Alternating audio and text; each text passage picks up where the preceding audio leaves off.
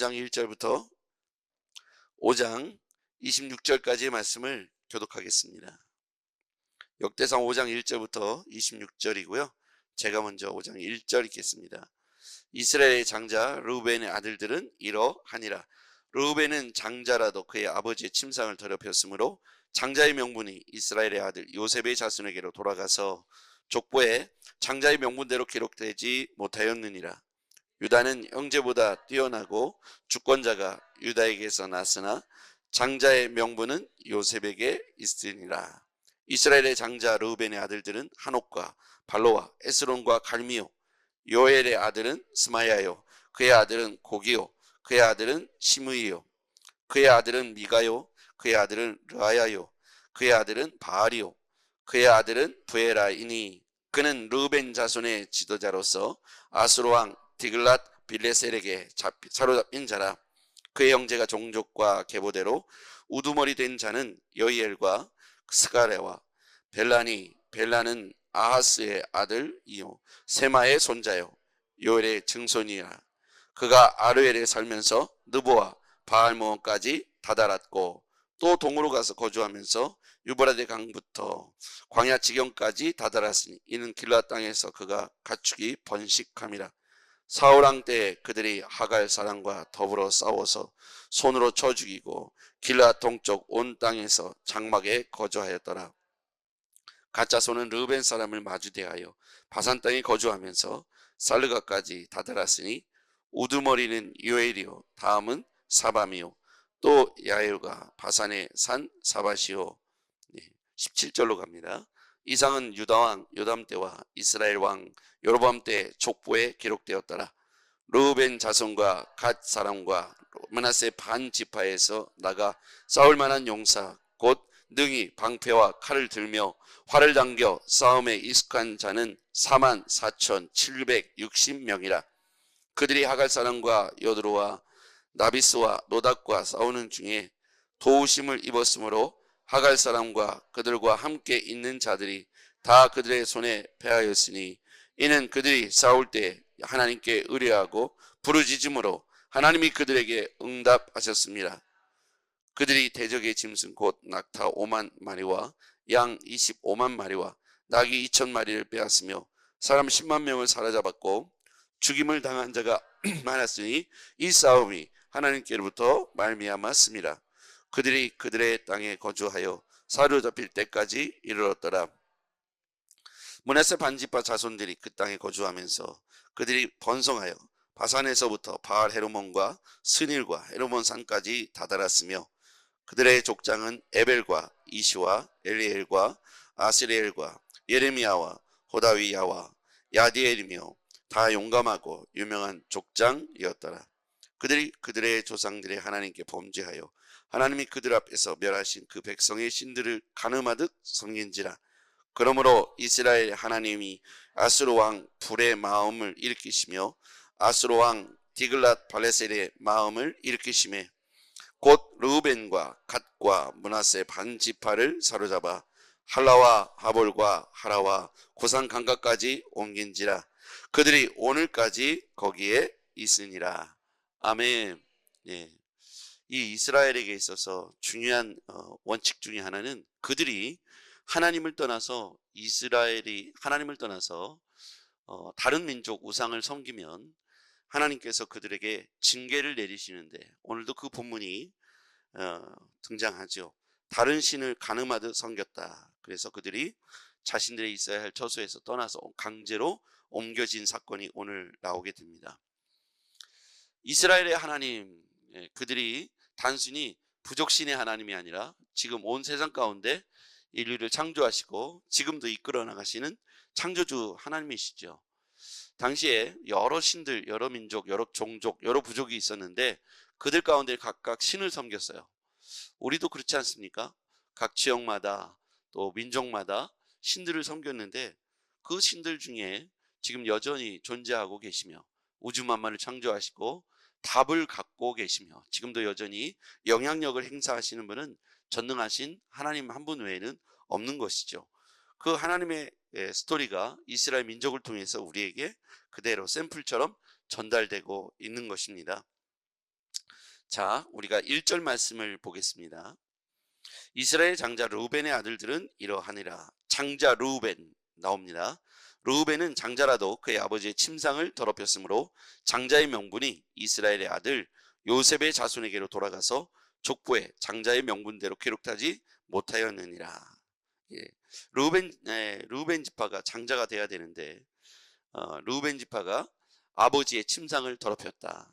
그래서 보면 해서는 안 될 종족 이렇게 자기의 어머니를 더럽히는 사건이 있었기 때문에 장자의 명분이 요셉의 이스라엘의 아들 요셉의 자손에게로 돌아갔다. 그래서 원래 장자의 명분이 르우벤에게 있었지만 하나님의 축복이 우리에게 부어진다 할지라도 우리가 그것을 감당하지 못하면 그것이 다른 사람에게로 흘러가고 우리는 어떻게 됩니까? 그 축복을 빼앗기게 되는 것이죠.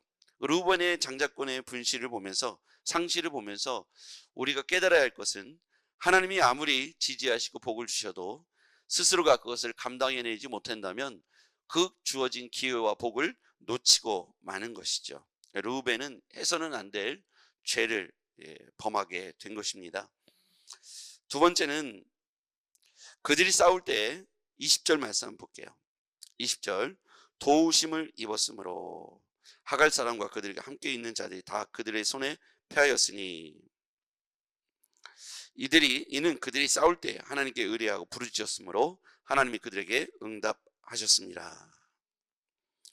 여기서 보면 18절에 나오는 그들이 누구인가? 18절이죠.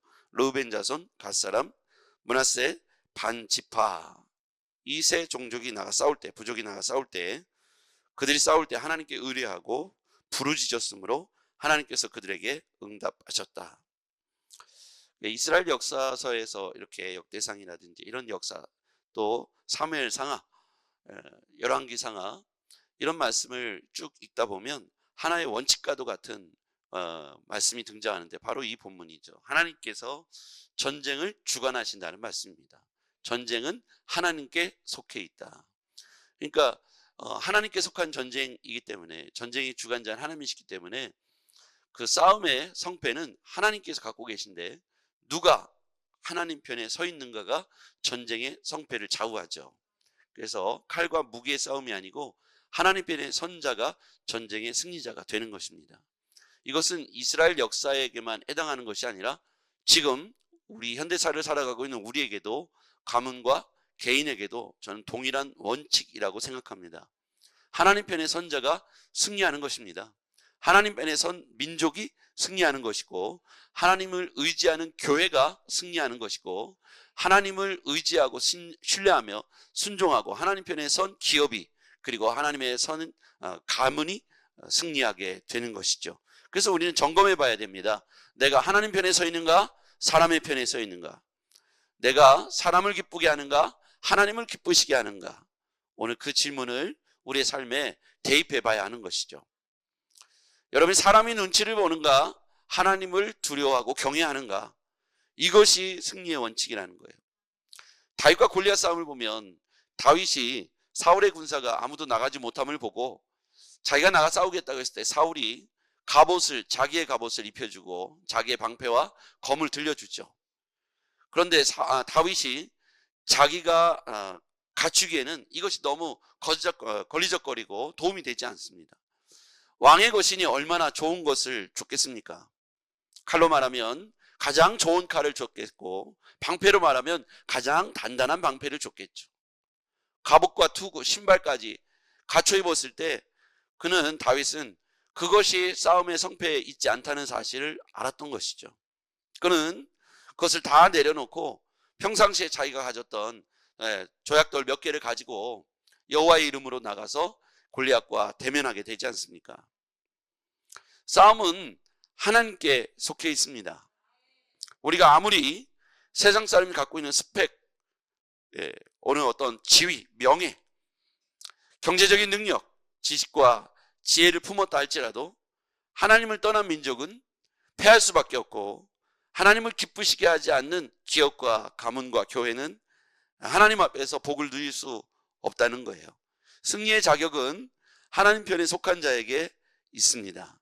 여러분 그것을 신뢰하길 바랍니다. 르우벤, 갓, 므낫세 반지파가 나가서 그들이 방패와 칼을 들고 활을 당겨 싸움을 했어요.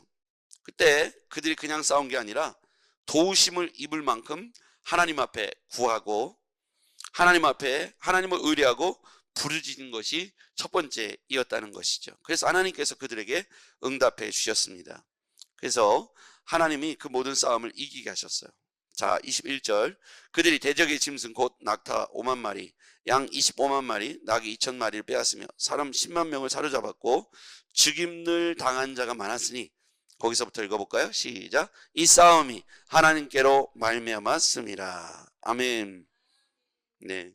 그래서 구약에서의 가장 중요한 원리는 우상 숭배에 빠진 민족이 아무리 그들이 하나님의 택한 이스라엘일지라도 징계하신다는 거고요. 하나님의 징계가 임하게 되면 그들은 포로로 끌려가거나 고통을 당하거나 모든 것을 잃게 되는 것을 보게 됩니다. 그럼에도 불구하고 하나님은 그루터기와 같이 남겨놓은 자들이 있었어요. 그래서 하나님의 약속이 그 남겨둔 그루터기와 같은 사람들, 민족, 시간을 통해서 다시금 하나님이 그 약속이 어느 때에 이루어지게 하셨던 것이죠. 사사기의 역사를 보면 끊임없이 이게 반복됩니다. 하나님께서 민족을 통해서 우상숭배에 빠진 당신의 백성을 이렇게 바벨론이라든지 블레셋이라든지 이런 나라들을 들어서 그들을 징계하시고 그들이 고통을 호소하고 하나님께 회개하면 다시 사사를 통해서 그들을 회복시켜 주셨죠. 그럼 그들이 태평성대를 이루게 되면 또다시 다른 마음을 품게 되고, 이런 역사의 반복이라는 것이죠. 이 구약에서 이 역대상을 보면서 이들의 생사화복 그리고 흥망성쇠는 하나님과의 관계, 하나님과의 거리에서 우리가 그 답을 찾아볼 수 있다는 거예요. 그들이 하나님과 멀어지면 어떻게 됩니까? 하나님께서 오늘도 보면 그들에게 하나님께서 침략하도록 주변의 나라 왕들을 일으켜 그들에게 그런 마음을 불러일으켜서 그들을 치게 하시죠. 징계하시는 거예요. 25절. 이렇게 승리했는데 25절. 그들의 조상들이 하나님께 범죄하여 하나님이 그들 앞에서 멸하신 그 땅 백성의 신들을 간음하듯 섬긴지라. 그러므로 이스라엘 하나님이 아스로 왕의 왕 불의 마음을 일으키시며 아스로 왕 디글랏빌레셀의 마음을 일으키심에 곧 르우벤과 갓과 므낫세 반지파를 사로잡아 할라와 하볼과 하라와 고산 강가에 옮긴지라. 그들이 오늘까지 거기에 있으니라. 그들이 강제적으로 땅을 이주하게 된 사건이 바로 그들이 하나님 앞에서 범죄했기 때문이죠. 하나님이 가장 싫어하는 우상 숭배를 했기 때문입니다. 그때 하나님이 주어로 등장합니다. 하나님이 아스로 왕 불의 마음을 일으키시죠. 아스로 왕 디글랏빌레셀의 마음을 일으키십니다. 하나님이 그렇게 하셨어요. 여러분, 우리가 이제 너무 힘들고 어려울 때 어떻게 하나님이 나한테 이러실 수 있습니까? 이런 마음을 갖잖아요. 하나님 왜 나한테 그러십니까? 예. 여러분, 우리가 하나님이 우리를 사랑하기 때문에 사생자와 같이 우리 버려진 아기와 같이 유기된 사람처럼 여기지 아니하시고 우리에게 손을 대시고 우리를 깨닫게 하시고 깨우치시는 것은 하나님이 그루터기와 같이 남겨두더라도 다시 싹이 나서 하나님과 우리에게 올바른 영적 질서를 회복하기를 원하셔서 멀어진 하나님과의 관계를 다시 가깝게 하기 위해서 우리가 하나님 앞에 부르짖을 때가 바로 가깝게 되는 때이지 않습니까? 고통과 절망에 의해서 하나님 앞에 나올 때 참 그때가 다시 하나님과 가까워지는 시기잖아요. 보통 우리가 간증을 듣다 보면 이렇게 고통과 절망 가운데에서 하나님께 엎드린 사람들이 스토리이지 않습니까? 하나님은 민족과 가문과 개인을 통해서 이렇게 하나님이 어떤 기도 제목을 주시고 우리에게 하나님 앞에 가까워질 것을 요구하는 것이죠. 우상숭배는 하나님과 멀어지고 원수된 것 아니겠습니까? 우리가 다시 하나님과 우리 자신이 가까워지는 그 은혜의 거리가 회복되는 우리가 되었으면 좋겠습니다. 우리 가문에도 우리가 말씀으로 원칙과 기준을 삼아서 하나님과 멀어진 것이 있다면 다시 가깝게 회복시켜야 하고 하나님과의 거리를 온전하게 회복하는 것이 지금 남겨진 그루터기와 같은 신자들의 숙제라고 생각합니다. 여러분이 가문의 그루터기고 여러분이 지역에 여러분이 있는 직장에서 바로 남겨진 그루터기와 같은 존재들입니다. 여러분을 통해서 다시 싹이 날 것이고 그곳에서 또다시 하나님의 일들이 시작되게 될 것입니다.